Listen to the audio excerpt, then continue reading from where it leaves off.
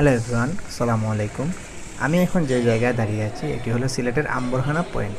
আপনারা হয়তো অনেকেই জানেন যে সিলেটের জিন্দাবাজারের পালকি রেস্টুরেন্টের নতুন শাখা আম্বরখানায় চালু হয়েছে।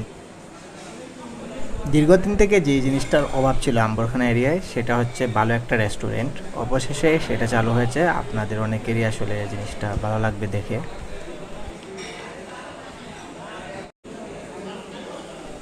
আমি ওপেনিংয়ের দ্বিতীয় দিন সকালবেলায় চলে যাই তাদের বোনা খিচুড়ি ট্রাই করতে।